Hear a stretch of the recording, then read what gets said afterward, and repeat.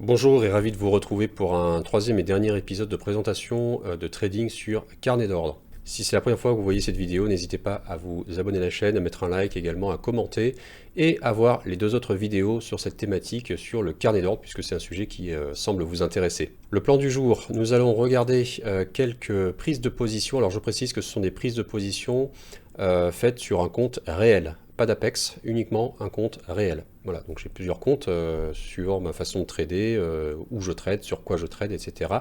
Ici, c'est un compte réel Tradeovate avec un carnet d'ordre Jigsaw. Et je vous montrerai donc quelques prises de position entre hier et aujourd'hui. Alors le hier et aujourd'hui, c'est jeudi de cette semaine. Je vais vous dire la date. Donc jeudi 1er février et aujourd'hui vendredi 2 février. Donc voilà, je vais commenter ces positions au fur et à mesure pour vous expliquer et ensuite aborder la partie news. On aura deux grandes news, la Trading Room et également un séminaire de scalping que je vais vous proposer donc en mars, après le salon de l'analyse technique. Alors on est parti, donc on est sur un carnet de type Jigsaw. Vous avez sous les yeux le carnet dans la partie du haut. Alors je ne peux pas vous montrer puisque j'enregistre le son après les événements. Donc je ne peux pas trop vous montrer la souris. Mais donc vous avez un carnet, ce qu'il y a de plus normal. Vous avez deux colonnes que vous n'avez jamais vues, ça s'appelle les snapshots. C'est le remplissage de la colonne du bid. Et à droite en rouge, complètement à droite et complètement à gauche en bleu et complètement à droite en rouge, le snapshot Alaska. Donc c'est en gros ça vous montre le delta des ordres qui arrivent ou qui sont retirés. Voilà, vous n'êtes pas obligé d'avoir cette colonne là, mais bon moi j'aime bien avoir. L'inside print au milieu et complètement à droite, vous voyez, avec des bâtonnets de couleurs différentes, c'est tout simplement un volume profile. Voilà. Donc vous avez en rose le POC, c'est-à-dire l'endroit où il y a eu le plus de volume depuis le début de la séance. Vous avez tout ce qui est notion de VA, high, VA low, etc. Enfin, je ne suis pas un grand expert des volumes profiles, néanmoins ils sont là et parfois ça donne certaines informations. Alors vous avez également tout en bas, c'est le nombre de lots que je passe. Donc là, pour la séance, j'ai pris un actif qui est les bons du trésor américain sur le 30 ans. C'est un décliné du 30 ans, c'est un ultra UB. J'ai pris donc un contrat, donc j'ai placé en fait, vous voyez, j'ai deux ordres. Vous avez deux ordres sous les yeux, un ordre à l'achat, un ordre à la vente. Donc l'ordre à l'achat il est tout en bas, l'ordre à la vente il est tout en haut. Ce sont des zones que j'ai identifiées et sur lesquelles j'ai positionné un ordre pour pouvoir être exécuté le plus vite possible quand le prix arrive à ce niveau de prix. D'accord ? Donc c'est ce que je fais toujours. Parce que sur les bons du trésor, vous le savez, en fait c'est un carnet lourd. Et donc il se déplace très lentement. Parfois vous avez beaucoup de monde. Donc moi je me place un petit peu à l'avance et ça permet de gagner du temps. Et de quelle façon et par quel miracle on gagne du temps? Tout simplement parce que vous avez toujours des gens qui vont soit rajouter des ordres, limite, soit en enlever. Donc quand ils en enlèvent, vous êtes toujours dans la file. Les gens qui sont partis, qui va à la chasse perd sa place, ne peuvent plus revenir et récupérer leur place. Et moi, en fait, je grignote des places comme ça dans la file d'attente. Donc voilà le carnet. Ce que je vais faire, en fait, je vais essayer de prendre un ordre. Donc pourquoi je rentre, en fait, pourquoi j'ai mis ces deux zones? Tout simplement, c'est des zones que j'ai identifiées soit sur mon graphique, soit ce sont des zones un peu stratégiques. Ça peut être des zones clés qui ont déjà été travaillées avant. Vous voyez, en fait, on ne va pas expliquer dans le détail toute la science qu'il y a derrière parce que vous imaginez bien que vous pouvez avoir du footprint, des imbalances, vous pouvez avoir des POC, des TPO, vous pouvez avoir plein de choses très différentes. Et moi, en fait, ce que j'utilise donc le carnet que vous avez sous les yeux, hein, voilà, c'est vraiment ce que j'utilise, c'est la seule chose que je vois. Parce que là, c'est un trading au carnet. Encore une fois, je peux trader de façon différente, je trade de façon différente. Sur les indices, je trade d'une façon vraiment qui n'a rien à voir avec ça. Mais ici, je trade qu'au carnet, j'ai quasiment pas besoin du graphique. Le graphique me sert à relever des niveaux. Et ensuite, je les reporte éventuellement sur le carnet en commentaire. Il y a une colonne que j'ai masquée en plus, mais qui possède des commentaires. Et je shoot, voilà, quand le prix arrive sur mon prix, je vais vérifier plusieurs paramètres. Donc je vais vérifier la dynamique, ok. Donc je vais vérifier comment ça va dans l'inside print, la dynamique d'alimentation au bid et à l'ASC, d'accord, au niveau des ordres limites. Je vais regarder le tape également, donc bref. Donc là, je vais accélérer pour vous montrer donc la prise de cet ordre.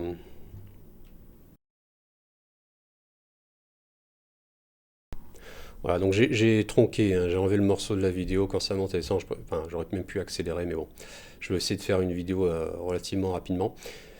Donc, j'ai été exécuté, c'est-à-dire que mon prix était frappé, et donc là, mon ordre a été frappé plutôt, et donc là, ben, vous voyez sur la gauche en fait les écarts, en fait, donc vous voyez que un tick vaut à peu près donc 31 $. Donc là, c'est l'actif qui est comme ça. Vous avez des actifs à 15 $ du point, 15 $ du tick, pardon. Ici, c'est 31 $ du tick. Et vous voyez donc le PNL potentiel que je peux faire. Donc si le prix monte, eh bien, ça va aller croissant. Si le prix baisse, ça va aller décroissant. Donc voilà. Donc j'ai pas positionné, je suis sur un actif qui est quand même dans les obligations en fait assez plus volatile hein, que le bon, le vrai futur bon 10 ans ou à 30 ans. Donc là, j'ai pas encaissé, j'aurais pu peut-être encaisser à 93 $. On va voir que finalement le prix s'est retourné contre moi et, j'ai pas été exécuté. Donc vous voyez, j'ai mis un tout petit peu plus haut. J'ai mis un tout petit peu plus haut et j'ai peut-être fait une erreur stratégique. J'aurais peut-être dû le mettre un petit peu plus bas. Mais ça fait partie du jeu. Donc là, j'accélère très franchement. Vous voyez, comme ça, vous allez l'avoir d'un coup. J'ai accompagné le prix dans la descente. Je voyais bien la petite vague de descente et je me suis dit, oula, faut que je le ferme assez rapidement. Mais néanmoins, voilà, j'ai un risque qui était défini et donc je me suis dit, ok, là, sur ce niveau, on doit quand même essayer de rebondir. Donc je vais essayer d'en prendre quand même un petit peu. Donc on revient sur mon niveau d'achat. Pas de problème, je suis patient. En fait, c'est un actif qui bouge assez vite. Ici, on ne va pas chercher un tick pour un tick de perte. Ici, on va vraiment essayer de chercher des mouvements plus grands. Ça ressemble un peu plus au trading sur un indice. Donc voilà, là, le prix va un petit peu contre moi. Donc je décide en fait, j'ai mis juste qu'un lot. Hein. Normalement, je trade à plus. Mais là, vous voyez, je me suis mis un petit lot pour renfort si jamais il y a besoin. Et je clôture avec un gain de 64 $. Alors pour ce trade, voilà, je l'ai accéléré également parce que c'est toujours très long, très lent sur un carnet lourd. Donc voilà, je suis exécuté. Donc j'ai cliqué entre le moment où j'ai cliqué et le moment où le trade est parti, il y a eu un petit laps de temps, je n'ai pas compris pourquoi. Donc peut-être la vidéo ou un bug. Donc ici en fait, je vais chercher, donc j'ai pas encore positionné ma sortie. Je suis toujours sensible. Vous voyez, une petite accumulation qui s'est faite là dans l'inside print. On a accumulé des ordres des vendeurs pour essayer d'aller chercher le prix au-dessus. Donc ça, c'est un signal extrêmement encourageant. Après accumulation, donc effectivement, bah, je regarde la sortie. Est-ce qu'on va chercher un tick, deux ticks? Je regarde le contexte, je regarde des tas de choses. Vous allez voir que, bah, vous avez vu, ça y est, que j'ai mis un stop loss. Oui, parce que parfois, en fait, il suffit d'une fois hein, qu'il y ait un accident un petit peu exceptionnel, comme un avion qui rentre dans une tour, pour perdre d'un coup 20, 30, 40 ticks ou plus. Donc il suffit que ça arrive une fois pour qu'on soit ensuite sensibilisé à cela. Et bon, moi, ça m'est pas arrivé, ça m'est pas arrivé comme ça. Donc j'ai pas dans ces proportions-là. Mais j'essaye quand même de mettre un stop de sécurité un petit peu loin. Pour ne pas perdre la moitié du capital là sur un événement exceptionnel. Donc ici, le prix arrive presque à son objectif. Vous voyez, il arrive presque à son objectif. Et je trouve que c'est un petit peu lent. Alors probablement, je sais plus ce que je fais. Je crois que voilà, je redescends mon take profit. Vous voyez tout de suite la file d'attente qui s'est mise à jour. Je le redescends encore. Alors quand je le redescends comme ça, c'est pas définitif. Je peux le remonter après si jamais je vois que c'est dynamique. Bon voilà, et je suis exécuté, je sors qu'avec 30 $. Change d'actif, cette fois-ci c'est le ZB, on est parti sur un trade. Donc voilà, take profit avec un stop loss, on voit qu'au niveau de l'inside print ça imprime pas mal, on est en train d'absorber côté acheteur, les acheteurs absorbent les lots des vendeurs. On a un petit backticking juste au-dessus. Donc c'est un peu dangereux en fait, hein, ce genre de situation. Soit en fait ça craque et ça break down, donc on sort par le bas et voilà, et moi mon trade il est perdant. Soit c'est plutôt un rebond et dans ce cas-là mon trade se passera bien. Donc vous voyez qu'en fait il y a eu un petit aller-retour, il s'est remis à zéro le compteur là, des absorptions. C'est normal, c'est le fonctionnement du carnet d'ordre en fait, et il ne montre pas l'ensemble des lots qui ont été exécutés à ce niveau de prix là, il faut voir un autre graphique pour ça, un autre diagramme. Ici je vois que mon trade rame un peu. Je vois pas forcément des signaux très positifs pour monter un peu plus. En général, j'aime bien sur là un carnet lourd comme ça. Bon, je vais essayer de prendre juste un tick ou deux maximum, et en général, j'aime bien quand ça se passe plutôt rapidement. Donc là, ça partait bien. Malheureusement, vous voyez, ça redescend très très vite. Vous voyez, en fait, les acheteurs se sont fait absorber les autres par les vendeurs. Les vendeurs placent des ordres marché. Et donc ça, c'est pas un signe d'avenir pour mon trade. Donc en fait, la meilleure des choses à faire dans ces cas-là, si dans l'instantané là, vous voyez pas vraiment de signaux rassurants, vous scratchez. Scratcher, ça veut dire sortir à break-even, sortir du trade tout simplement. Donc c'est ce que je vais faire maintenant. Donc le scratch là, soit effectivement je perds un tick, soit j'attends effectivement d'être exécuté à mon prix d'achat. Dans ce cas, je ne perds que les frais. Alors pour ce trade, je suis toujours sur le ZB, mais cette fois-ci à la vente, pour vous montrer un peu aussi des trades à la vente. Donc là, j'ai positionné un ordre limite fait pour encaisser, donc un take profit, et je mets également un stop au cas où. Regardez pas le dernier ordre qui est en dessous, c'est un ordre que j'ai mis là pour gagner des places dans la file d'attente, au cas où on irait un petit peu plus bas, mais j'ai pas d'espoir de l'avoir exécuté tout de suite. Hein. Donc là, le prix évolue contre moi. Ça arrive normalement et j'ai une tolérance de 2 ticks sur un carnet lourd comme le ZN ou le ZB. Sauf que là, je suis absolument pas chargé. Voilà, donc normalement, je prends beaucoup plus. Mais là, voilà. Donc j'ai pris qu'un seul lot pour la démonstration. Et je vais charger un deuxième lot, vous voyez, au troisième tick de difficulté parce que je crois toujours en mon trade. Donc voilà, donc ça, il y a des éléments d'analyse qui font que je crois toujours en mon trade. Donc je vais renforcer à ce niveau. Donc je suis exécuté. Bon, j'ai enlevé l'ordre qui était tout en bas. Et j'ai mis donc un premier encaissement à, je crois, de 1 tick, et un autre encaissement à 1 tick juste après, en dessous donc. Après, il faut regarder un petit peu le comportement du prix, comment il évolue. L'objectif, c'est ça, c'est de profiter d'un bon mouvement de baisse pour encaisser un premier tick déjà à zap le plus rapidement possible, et également un deuxième tick le plus bas possible. Alors le plus bas possible, facile à dire, hein, mais après c'est vraiment en fonction de ce que font les intervenants de marché. Donc là, on voit qu'ils commencent à imprimer des ventes, et je parviens à me faire exécuter au prix voulu. Voilà. Alors les news, la trading room, il y a du changement. La trading room avec le fonds va pas recruter de nouveaux traders.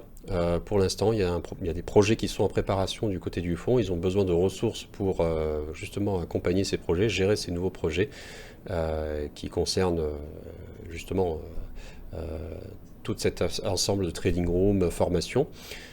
Pour l'instant, donc pas de nouveaux traders, nous gardons les traders actuels et voilà pour la trading room. Par contre, moi je vais proposer très certainement une trading room personnelle qui ne sera pas adossée au fond, qui sera en fait une trading room du matin, puisque moi en fait je trade tous les matins à présent. Donc en fait c'est depuis le changement d'heure d'hiver.